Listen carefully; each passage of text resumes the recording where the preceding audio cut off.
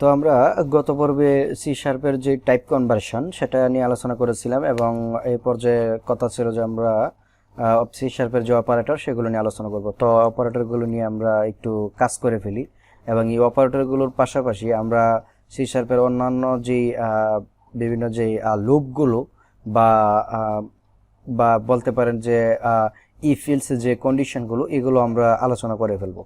তো মনে করেন আমি দিতে দিতে বললাম একটা ভেরিয়েবল আমি নিলাম, সাপোজ আমি ইন্টিজার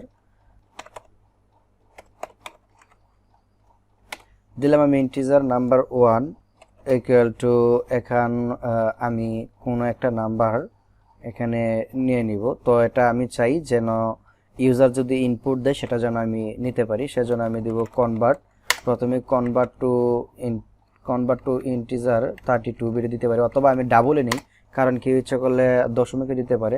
কনভার্ট টু ডাবল এখন হবে কনসোল ডট রিডলাইন, কনসোল ডট রিডলাইনটা এখানে দিলাম আমি। তারপরে সরি এখানে ডাবল নিতে হবে, তো কনসোল ডট রিডলাইন এবং আরেকটা যদি এখানে নিতে চাই তো কনসোল ডট রিডলাইনে কিন্তু ফাংশন যে ইয়াটা আছে ব্র্যাকেটে দিতে হবে অবশ্যই। তো তো একটা নিলাম, আরেকটা নিলাম মনে করেন যে নাম্বার 2 এবং এখানে আমি একটু ইয়ে করে দিই কনসোল ডট রাইট লাইন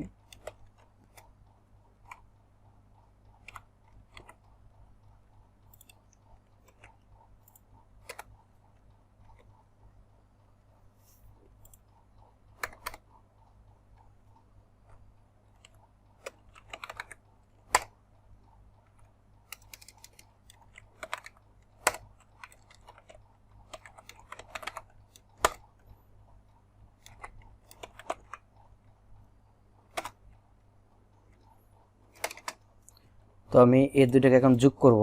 তো যোগ করার জন্য আমি এখানে বলে দিব নাম্বার 1 যোগ, তো আমি এখানে যোগ না করে এক কাজ করি, আরো আপনাদের সুবিধার জন্য নিচে যোগ করি। মনে করেন যে আমি এখানে দিতে পারি অথবা ডাবল সাম ইকুয়াল টু আমি নাম্বার 1 এর সাথে যোগ করলাম নাম্বার 2। ওকে, তো এটাকে আমি সামের ভিতরে যোগ করে রেখে দিলাম। এবার এই সামটাকে যদি আমি এখানে প্রিন্ট করি তাহলে আমি ফলাফলটা পাবো। তো আমি এটাকে রান করলাম, রান করার পরে আমাকে নাম্বার দিতে বলতেছে। তো আমি প্রথমে এটা নাম্বারটা দেই, মনে করেন এখানে দিলাম আমি 15.20। ইনপুট ইউর নাম্বার, সরি এখানে নাম্বার 2 দেওয়া দরকার ছিল, সমস্যা নেই, আমি এখানেও দিলাম 15.30। ওকে, এন্টার দিলাম। খেয়াল করেন ইউর এডিশন ইজ 15 15 30 আর 20 আর 30 হচ্ছে 50 মানে 5, তো 30.5 কিন্তু দেখাচ্ছে। তো তাহলে আমাদের এডিশনটা কাজ করেছে। তো এখন যদি এটাকে এডিশন না করে সাবস্ট্রাকশন করি, তাহলে যদি আমি এখানে দেই এডিশন না দিয়ে আমি যদি এখানে দেই সাবস্ট্রাকশন, ওকে সাবস্ট্রাকশন দিলাম ইজ, এটাকে আমি সাম না দিয়ে সাবস্ট্রাকশনে দিলাম, বিয়োগ করলাম এটাকে। এবার যদি আমি এটাকে রান করি এবং এখান থেকে যদি আমি বলি 50.30 50.70, তাহলে দেখেন সরি আমি তো বিয়োগ করার কথা ছিল, তো আমি সমান সমান সংখ্যা দিয়ে ফেলেছি। ওকে, আবার দিলাম, তো এটা 50 মনে করেন 5 এর থেকে আমি বিয়োগ করলাম 20.5। ওকে, তাহলে এটার 50.5 থেকে 20.5 গেলে 30 থাকে, তাহলে এটাও কিন্তু দেখাচ্ছে ঠিকঠাকই আছে। তো এবার যদি এখানে স্টার দেই, মাল্টিপ্লিকেশন করে দেই, গুণ হয়ে যাবে। এখন যদি আমি 10 তারপরে দিলাম আমি 20, 10 20 200 হওয়ার কথা, এই যে 200 হলো। এবার যদি আমি এখানে ভাগ দেই এবং রান করি। এখানে দিলাম মনে করেন যে 50 ভাগ দিলাম মনে করেন যে 25 দিয়ে, তো ফলাফল হচ্ছে 2। খেয়াল করেন ফলাফল 2 কাজ করতেছে। এবার হচ্ছে মডিউলাস। মডিউলাস হচ্ছে ভাগশেষ দেখাবে যে ভাগশেষ কোনো কিছু থাকে কিনা, অর্থাৎ প্রথম যে নাম্বারটা আছে এই নাম্বারটাকে আমি দ্বিতীয় নাম্বারটা দিয়ে ভাগ করব, যে ভাগশেষ থাকে কিনা এটা এখানে দেখাবে। তো মনে করেন আমি 50কে ভাগ দিলাম 20 দিয়ে, তারপর ভাগশেষ কিন্তু 10 থাকার কথা। এই যে মডিউলাস ভাগশেষ 10। তো আশা করি আপনারা এই অপারেটরগুলো বুঝতে পেরেছেন যে কীভাবে কাজ করতে হয়। তারপর হচ্ছে প্লাস প্লাস মাইনাস মাইনাস, এগুলো আমরা পরে দেখাচ্ছি ইনক্রিমেন্টগুলো কীভাবে করতে হয়।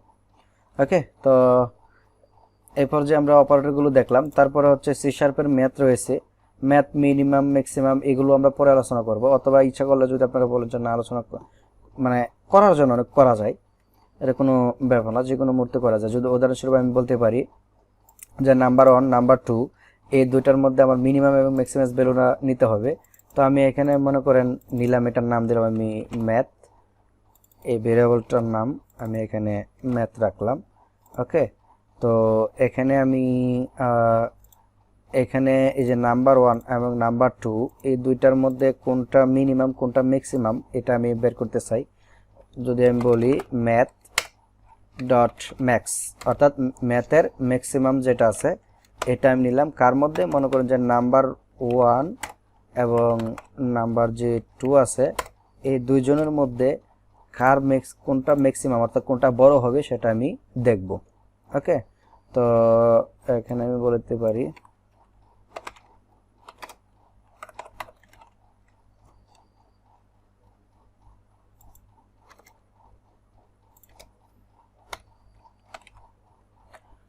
ওকে, তো আমি রান করলাম। রান করার পর এটাকে আমি এক কাজ করি, বারবার যখন এরকম করে এটাকে আমি একটু ফন্ট সাইজ করে দিই।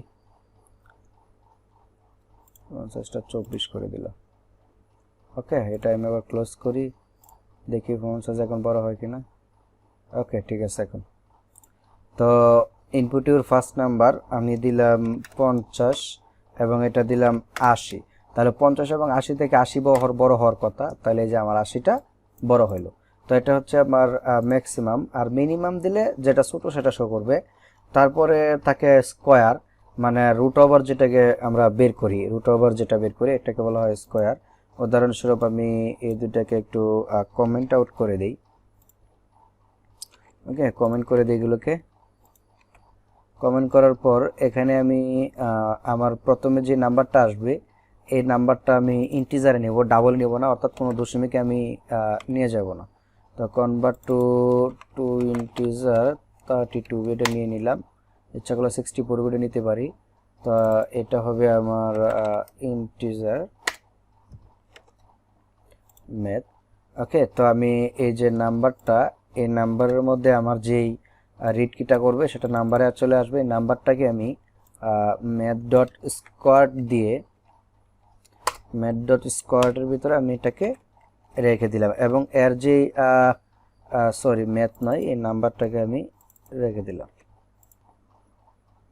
Math dot square. এখানে বলতেছে return square of root specified number of a specified number. এটাকে ভেরিয়েবল ধরারও দরকার নেই, আমি এক কাজ করি, এটাকে কাট করে সরাসরি নিয়ে নিই।